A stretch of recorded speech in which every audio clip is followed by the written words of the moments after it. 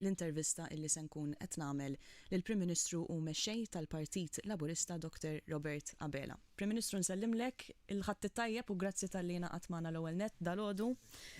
Jiena wkoll nagħti wkoll il-ħadd tajjeb lil kull min qed isegwina. Prim Ministru, nibdew minnu fih bl-ewwel suġġett. Ħafna xi ngħidu. Ħafna. Din il-ġimgħa kif nafu kellna fost oħrajn il-żjara tal-Prim Ministru tal-Libja u f'dawn il-laqgħat intensivi x'kien l-outcome ta' dawn il-laqgħat?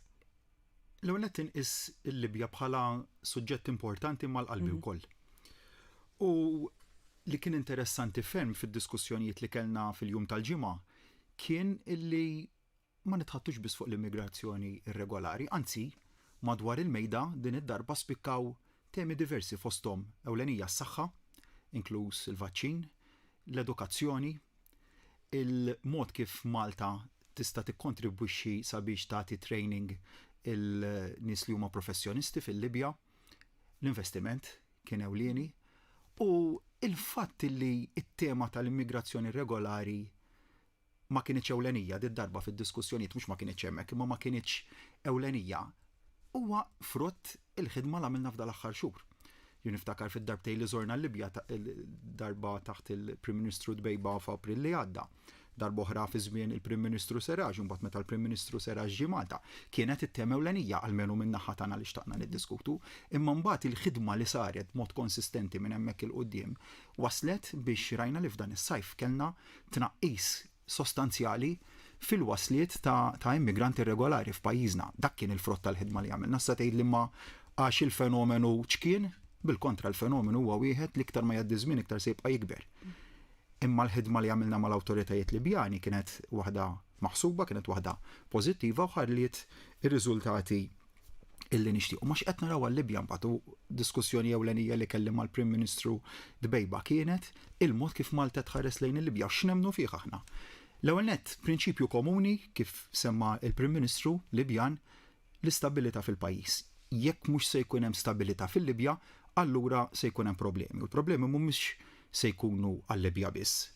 Għaliex lajta illi forsi kollha kemm aħna niftakru dwarha hija li biex ikollok il-paċi u l-istabilità fl-Ewropa, bil-fors li jrid ikollok il-paċi u l-istabilità fil-Mediterran u fl-Afrika ta' fuq.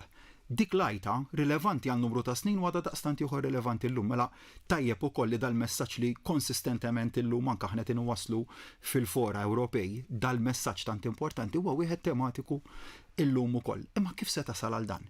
Se tasal għal dan għalija fattur kruċjali huwa l-mod ta' kif se jsiru l-elezzjonijiet fil-Libja. Sallum għadha tissemma d-data tal-24 ta' Diċembru, ma iktar mill-data il-prinċipju. L-ewwel nett nemmen illi biex wieħed jista' jmur għal dak l-elezzjonijiet irid ikun hemm l-istabilità.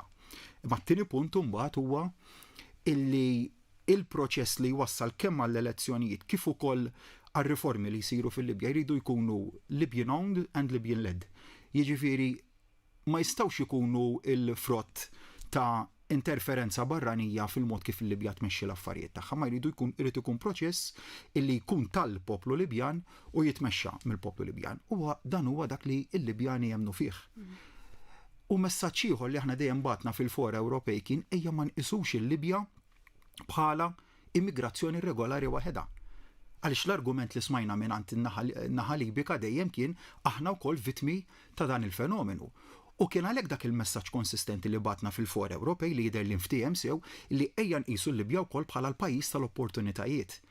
U madwar il-mejda l-ġimgħa komplejna nitħattu dwar dan il-mod, jiġifieri li aħna inħarsu l-qudiem biex inkunu tal-ewwel jekk mhux l-ewwel pajjiż li nerġgħu niftħu il-bibien għal negozji Libjani, għal studenti, għal familji Libjani biex jiġu f'Malta, jinvestu f'Malta. U hemm opportunitajiet reċiproċi li huma kbar, li nsemmi żewġ setturi li huma ta' interess partikolari għal negozji Maltin ġewwa Libja, tnejn fost ħafna, dak tas-saħħa, dak tal-enerġija rinnovabbli. Dawn huma realtajiet li n-negozji tagħna qegħdin jimirħu lejhom. Imma mbagħad ukoll tħaddidna fuq tema importanti ferm biex inkunu nistgħu nkattru l-investiment reċiproku. X'irid ikollok? Il-konnettività. Inut li nitkellmu fuq investiment dirett, inut li nitkellmu fuq negozji Malti li jmorru lejn il-Libja, jekk ma jkollokx il-konnettività partikolarment blajru illi tiġi restawrata. U rajna f'dal-aħħar żminijiet rajna l-Air Malta li taret lejn Tripli fost oħrajn meta wassalna l-40,000 donazzjoni ta' dozi tal-vaċċin u tajna wkoll 40,000 test kit li kienu apprezzati ferm minnaħa Libika. Imma mbagħad il-ġimgħa kellna żvilupp importanti fejn l-awtoritajiet tal-avjazzjoni ċivili tagħna u tal-Libja iffirmaw MOU iffinalizzajnieh literalment dak il-ħin u ġie firmat dak il-ħin fejn din naraw li kemm jista' jkun malajr jerġa' jkun hemm it-titjiriet diretti bejn iż-żewġ pajjiżi. Imma mbagħad meta dan kollu tara l-importanza ta' din il-gżira ċkejkna, l-importanza tagħha fuq livell internazzjonali. U kien sinifikattiv ferm il-fatt li il-Prim Ministru Dbejba għażel lil pajjiżna bħala wieħed mill-ewwel pajjiżi illi żar bħala Prim Ministru. U dan huwa xi ħaġa li timlik b'kuraġġ għaliex xurilu konna wedna lin-naħa Libjana meta żornihom illi aħna se nkunu il-vuċi tal-Libja fl-Unjoni Ewropea. Dik il-kelma żammejnija dejjem batna messaġġ b'saħħtu konsistenti, dik il-fatt li żammejna kelmitna ġie apprezzat min-naħa Libjana u hekk beħsibna nibqgħu mexjin. Sa naqleb ftit is-suġġett, Prim Ministru, nafu wkoll issa li l-Gvern iddeċieda li jestendi l-iskema tal-vouchers sal-aħħar ta' Ottubru. X'kienet ir-raġuni wara din id-deċiżjoni? Iva, kif huwa minn hawn lid-dinja li jiġri meta jkollok l-introduzzjoni ta' skema bħal din? Ikollok uptake li jkun pjuttost qawwi fil-bidu mbagħad ftit tar-raġuni jew oħra ikollok dak in-numru ta' persuni li jkun għadhom ma kkun smawx il-vouchers kollha li nataw. Ma mbagħad il-prinċipju huwa li l-inċentivi li nagħtu lill poplu tagħna aħna nagħtuhomlhom serjetà mhux b'nofs qalb. U ridna niżguraw illi dik l-iskema l-inċentiva li tajna lin-nies tkun waħda li verament tista' titgawda minn kulħadd kemm il-benefiċċju ta' min qed juża l-voucher ma wkoll il-benefiċċju li tħalli fin-negozji fejn ikun qed jintefaq jew jiġi msarraf dak il-voucher. U rajna wkoll li l-esperjenza urietna fiż-żewġ skemi li nidejn hemmhekk investejna aktar minn 90 miljun euro f'dawn iż-żewġ rounds ta' vouchers illi tajna. Rajna li jkollok effett nsejħlu jisu multiplier effect fejn inti tajt numru ta' vouchers imma mbagħad se jkollok żieda fil-valur miżjud ukoll fuqhom u dik kienet xi ħaġa li kemm fil-fażi tal-irkupru ekonomiku ta' din id-darba u anke s-sena li għaddiet ħallit impatt illi huwa wieħed pożittiv. U x'qed naraw ukoll? Qed naraw pajjiż illi tgħid l-oppożizzjoni qiegħed jirkupra sew mix-xokk ekonomiku. Sal-ġimgħa l-oħra kellna 33 miljun euro li ntefqu minn dawn il-vouchers, 2.4 miljon illi ntefqu f'Għawdex, u allura jfisser dan li kellna injezzjoni finanzjarja fl-ekonomija ta' pajjiżna ta' 2,600,000 euro fil-ġimgħa li huwa investiment sostanzjali. Imma mbagħad id-domanda ewlenija għaliex pajjiżna qiegħed jirkupra b'mod tant b'saħħtu minn dan ix-xokk tal-pandemija. Għax hemm minna f'politika ekonomika progressiva. Minflok ma morna lejn il-politika tal-awsterità. Rajna x'ġara, għamilna analiżi sempliċi qabel ma ġejna biex ħadna id-deċiżjonijiet. Laqal li urejna f'dal aħħar 7-8 snin fil-gvern, fit-tmexxija tal-finanzi pubbliċi, fit-tmexxija tal-ekonomija. Se nsarfuh filli jkollna bażi soda biex nissapportjaw nappoġġjaw lin-nies fl-eqqel ta' kriżi medika u ekonomika, jew ħammorru għal politika ta' austerità kif għamlu 10-11 sen ilu ta' qabilna. U r-risposta kienet waħda sempliċi. Dak laqal li urejna fit-tmexxija tal-finanzi pubbliċi ta' pajjiżna ridna nsarfuh billi nkunu dejjem hemmhekk man-nies f'daw l-aħħar xhur. U hekk għamilna lilna l-għażla kienet waħda naturali.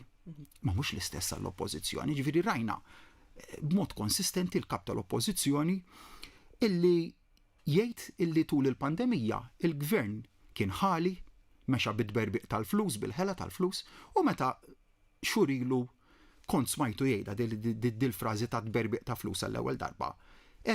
Ma għadu ma fem xejn allura. Li ġejja problema fiha nnifisha xi ħadd li qed jaspira li numru ta' xhur oħra jkun Prim Ministru jmexxi dan il-pajjiż. Li inti titlaq minn dak il-punt ta' tluq ġa problema fiha nnifisha. Imma mbagħad kellna saħansitra il-ġimgħa ta' din il-ġimgħa jiġifieri jumejn ilu li reġa' kellek il-kap tal-oppożizzjoni jerġa' jitkellem din narrattiva. Mela tissa mhux biss kwistjoni li ma fehm xejn, imma kwistjoni hija li dat diskors li qegħdin jgħidu ifisser li għadhom qed jemmnu fil-politika tal-awsterità. U dak l-għażliet li għandu l-poplu qudiemu llum bejn gvern u partit politiku li jemmen f'politika ekonomika progressiva u din werja fl-aktar mument diffiċli għal partit politiku li mill-oppożizzjoni meta għandu l-lussu li jista' jikkritika għax ma jridx jiddeċidi, xorta waħda jibgħat messaġġ lill politika tiegħu għal meta jkun imexxi dan il-pajjiż hija dik tal-awsterità. Fil-fatt, Prim Ministru, semmejt lajnuna li tal-gvern lin-negozji, però ma waqaftux hemmhekk għaliex inċentivajtu lin-negozji f'Malta Għawdex biex anka f'dan iż-żmien jibqgħu jinvestu sa din il-ġimgħa stess. Għalfejn kien importanti għalikom dan? U sa din il-ġimgħa hekk għamilna u hekk se nibqgħu nagħmlu.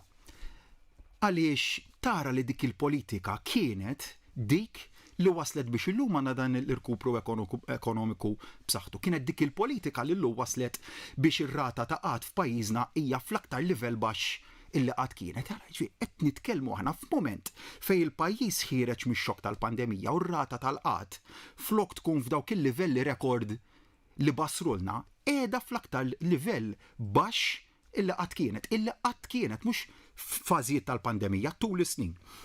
U x'qegħdin naraw fl-aħħar jiem kellna 6,000 negozju f'pajjiżna illi ibbenefikaw minn support finanzjarju ta' 1,600,000 euro li tqasmu f'sosten f'support li tajnihom biex ikunu jistgħu jħallsu il-kontijiet tal-kera tagħhom. F'dawk in-negozji li biex joperaw jikru hemmhekk tajna din l-iskema ta' 1.6 billion ġew investiti sabiex ikollhom financial support fil-ħlas tal-kontijiet tal-kera. Qegħdin naraw ukoll illi sal-aħħar ta' dan ix-xahar inkunu qegħdin ukoll nagħtu l-support lil-negozji f'dak li huwa l-ħlas ta' nofs il-kont tad-dawl għax-xhur ta' Ġunju, Lulju u Awwissu, xhur tant importanti għaliex propju jirrappreżentaw dawk it-tliet xhur tal-irkupru ekonomiku. Imma b'dal mod li inti tibqa' taħdem li l-prinċipju li dejjem tkun man-nies u man-negozji biex nissalvagwardjaw kemm it-tkabbir tan-negozji u kif ukoll naturalment il-protezzjoni tal-impjiegi ma waqafniex hemmhekk lanqas. Semmi il-Malt Enterprise, dejjem nagħmel referenza għal skemi diversi li tniedi l-Malt Enterprise. Kollha targeted għal raġunijiet speċifiċi. Waħda minnhom fejn din il-kumpanija tal-gvern se tkun qiegħda tagħti self sa €1,000,000 lill-kumpaniji biex ikunu jistgħu jibbenefikaw jew jinvestu fis-swieq ġodda. Jistgħu jinvestu fil-qasam ta' digitalization illi ejja nkunu onesti ma' nfusna jekk il-qalba għal digitalization kellha tiġri numru ta' snin oħra, ejja naċċettaw li qiegħda magħna u min mhux se jmur f'dik id-direzzjoni se jaqa' lura. U l-pandemija ir-realtà hija li għaġlet bil-bosta dan il-proċess. Min jista' jibbenefika minn din l-iskema tinsemmi żewġ istanzi minn ħafna. Min jinvesti f'makkinarju illi jikkonsma nqas kurrent elettriku. U allura jnaqqas l-emissjonijiet u hemmhekk qed taqqat it-tema tal-effiċjenza, inqas konsum ta' enerġija elettrika li tissarraf imbagħad f'inqas emissjonijiet u f'mod kif aħna nistgħu ninċentivaw in-negozji tagħna jmorru lejn il-qalba biex inħamġu inqas pajjiżna. Targets li huma set b'mod ċari mill-Kummissjoni Ewropea ma li aħna dejjem qbilna magħhom u aħna konvinti li rridu mmorru f'dik id-direzzjoni. Mbagħad kien għalhekk li ftit tal-ġimgħat ilu fil-konferenza ġenerali tal-Partit Laburista kontatt li kien se jkollna żvilupp importanti għal dak li jolqot il-qasam tal-manifattura wkoll u daqtanzi dal-waqt ħafna se jkollna aħbar sabiħa ferm li tolqot il-qasam tal-manifattura fejn se jkollna kumpanija lokali, waħda mill-kumpaniji lokali il-kbar fejn li se tniedi investiment ġdid ta' diversi miljuni li mbagħad imma importanti ferm se jissarraf fil-ħolqien ta' 100 impjieg ġdid ta' kwalità f'dan il-qasam ta' manifattura. U għalhekk li tieħu pjaċir b'dawn l-aħbarijiet għaliex x'differenza għal min ftit ta' snin ilu kien għamel imħatra meta s-settur tal-manifattura kien se jispiċċa. U bir-rata li kienu mixjin biha ta' qabilna mill-2014 trend konsistenti sal-2013 kien se jirbaħa minn għamela dik l-imħatra. Wara l-2013 irnexxilna nagħmlu reversal ta' dik it-trend u llum ninsab sodisfatt li għandna indikaturi li huma ferm pożittivi għal dan is-settur u li wieħed jista' jħares il qudiem b'entużjażmu jgħid li verament pajjiżna għadu wieħed kompetittiv sew. Qed isemmi dawn il-miżuri u l-iskemi kollha li nieda l-Gvern Prim Ministru, allura fid-dawl ta' dan kollu u fid-dawlu speċjalment tal-fatt li l-oppożizzjoni tibqa' ssostni li l-ekonomija sejra ħażina. Saħansitra qalet li hija l-ar fl-Ewropa issa. Kif tirreaġixxi għal dan? ila l-oppożizzjoni ila sew li tilfet il-kredibilità tagħha fil-qasam ta' kif għandha titmexxi ekonomija. U nagħti eżempju ċkejken. Il-bieraħ jew il-bieraħ l-ula kellna statement mill-kellim ewlieni tal-oppożizzjoni li taħtu ta' l-intrapriża, settur kruċjali għal-pajjiż, li qal identifika il-problema ta' żieda fil-prezz ta' trasport bil-baħar konsegwenti għal-pandemija u semma l-idea li wieħed jista' jitkellem dwarha l-idea ta' fond ta' 40 miljun euro li jinħoloq sabiex itaffi minn din il-problema. Il-kunċett fih innifsu huwa wieħed li wieħed jista' jitkellem dwaru. Imma mbagħad meta tara x'qal x'effett se jkollu dan il-fond, tibda tifhem kif m'għandhomx idea bażika tal-ekonomija. Fost oħrajn qal illi investiment ġo fond ta' 40 miljun euro jissarraf f'valur miżjud u f'żieda tal-prodott gross domestiku ta' 10%. Li hija assurdità, ġifieri għal kull min għandu understanding bażiku tal-ekonomija, hija assurdità. Li tgħid inti li investiment jew nefqa 40 miljun euro ikollha valur miżjud 35 darba iktar x'hekk qal 35 darba iktar jiġi il-valur miżjud, hija xi ħaġa li jalla kien hekk, imma ir-realtà turina li mhux hekk u allura hemmhekk fejn tidħol il-kwistjoni tal-inkompetenza tal-oppożizzjoni li hija kompetenza perikoluża immens. Immaġina kieku aħna ħallejna konna jew inkompetenti jew irresponsabbli b'dal mod li nfajru ċifri. F'mument tant sensittiv waqt pandemija fejn irid ikollok nies li kienu kompletament focused fl-aspett finanzjarju, fl-aspett ekonomiku għax li ma kienx hekk dal-aħħar xhur kienu jirrappreżentaw challenge bla preċedent għal kull pajjiż. Mbagħad l-aspett tan-negattività tal-oppożizzjoni, ġifieri qabdet kanta lina f'dawn l-aħħar jiem. Tifraħ għaliex qalet illi u tifraħ dik hija l-kelma ta' niddejjaq ngħidha ma jaċar li jifirħu bil-ħolqien ta' dwejja jgħidu għaliex xi kumpaniji fis-servizz finanzjarju ċedew il-liċenzja tagħhom mill-MFSA. Issa in-numri x'qed juru? N-numri qegħdin juru illi iż-żieda illi kellna l-valur miżjud li kellna fil-qasam tas-servizzi finanzjarji hija ta' 35 miljun euro. Dik hija r-realtà li ma jista' jmerriha ħadd. Bħala medja ta' kuljum kellna ħolqien f'dan is-settur ta' kuljum ta' impjieg wieħed ta' kwalità.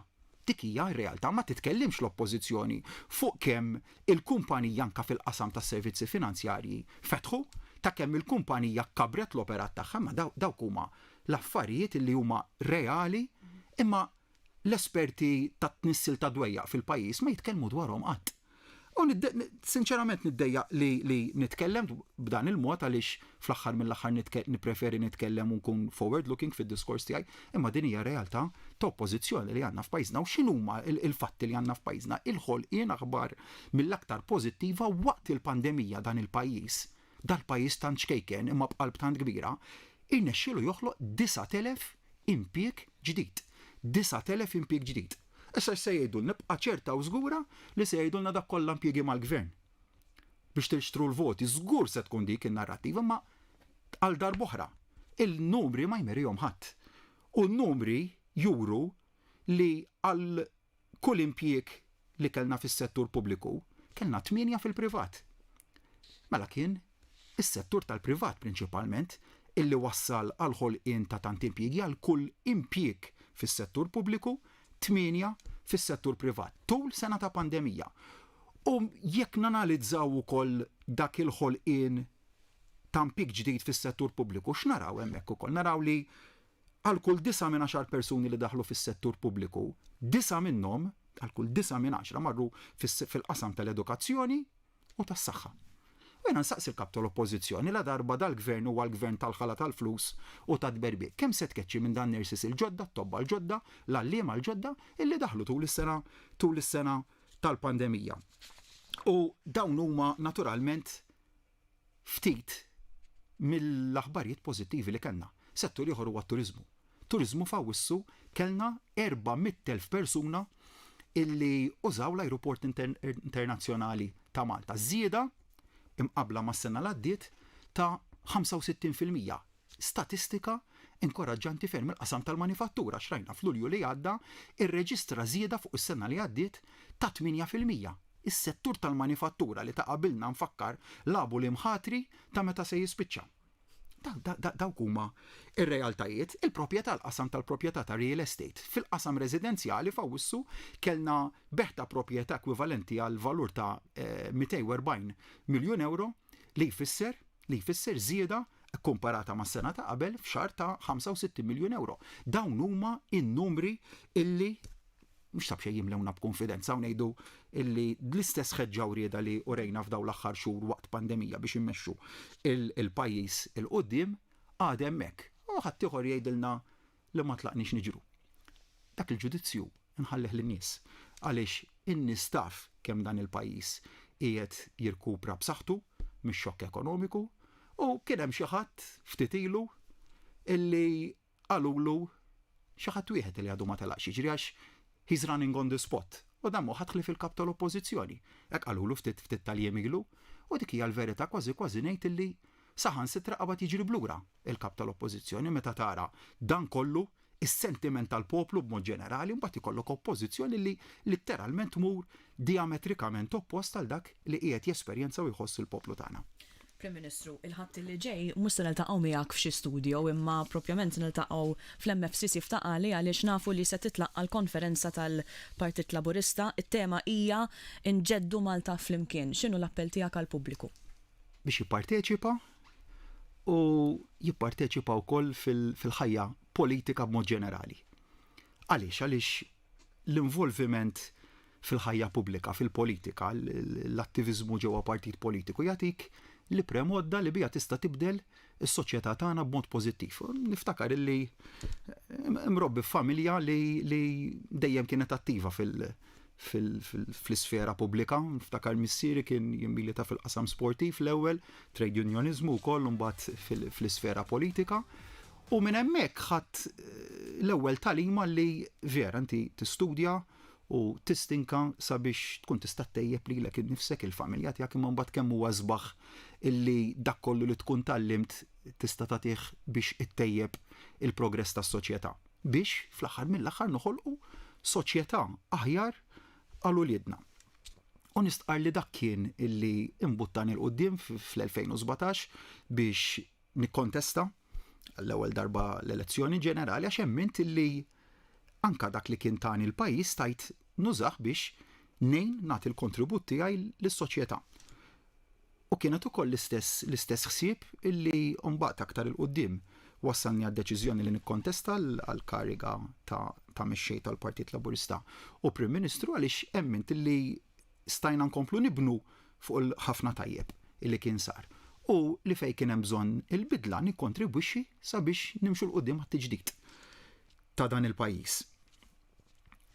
U din mhux xi ħaġa unika li anzi nesperjenza fid-diversi persuni li nara li jimmilitaw fil-partiti politiċi, fil-kunsilli lokali, fl-NGOs, tantem persuni li huma altruisti u jagħmlu kontribut tant tajjeb lejn is-soċjetà b'mod ġenerali, u għalhekk li tmiem il-ġimgħa li ġej fl-aħħar mill-aħħar se jkun jiġbor ġo fih dan is-sabiħ li inti tkun attiv ġewwa partit politiku.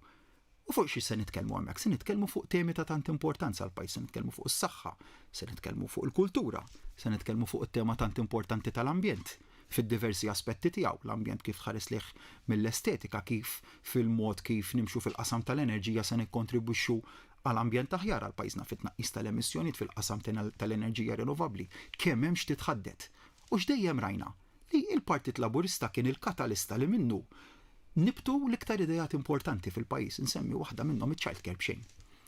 Il-ġimgħa nsertajt kont qed nagħmel home visit ħalluqa u dħaltant li qalt li għaddi kif ġejja mix-xirja, qalt li aktar kmieni kont ix-xogħol, saqsejta fejn taħdem, qalt li taħdem ġo audit firm u kellha tifel tagħha f'idejha ta' sentejn u qalt li ir-raġuni ewlenija la jien stajt inkompli bil-ħajja tax-xogħol tiegħi b'mod normali kienet iċ-child care b'xejn. Li għandha ċerta child care center viċin ħafna tal-post tax-xogħol tagħha u bekk setet kompli bil-karriera professjonali u tax-xogħol tagħha xi daw tara dan l-inizjattivi tant importanti, ir-riforma massiva li kellna fil-qasam ta' drittijiet ċivili.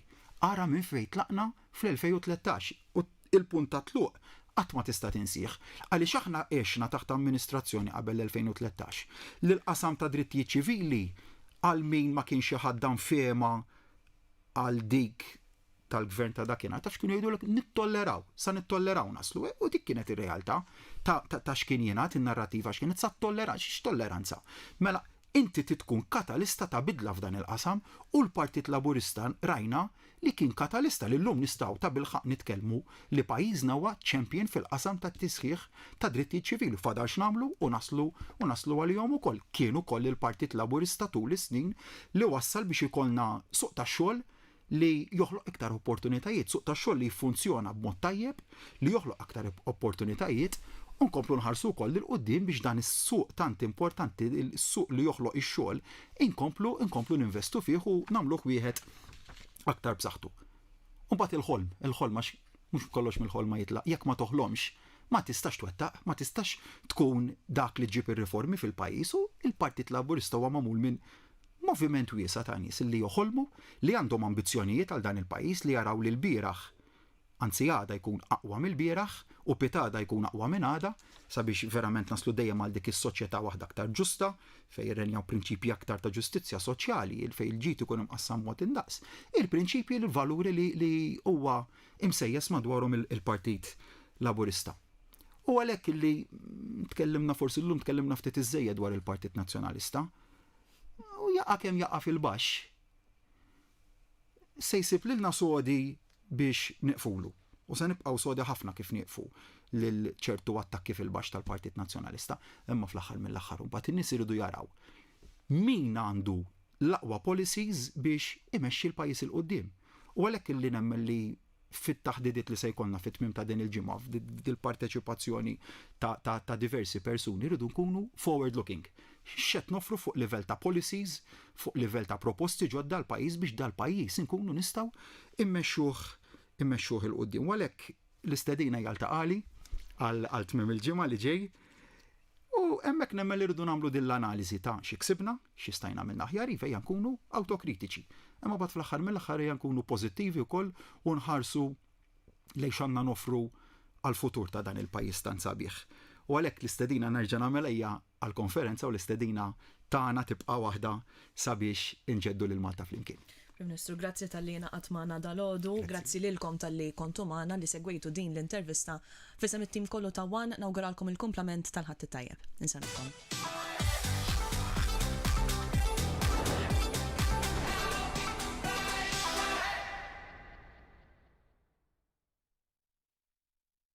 Wan għadu kemm wassal xandira politika.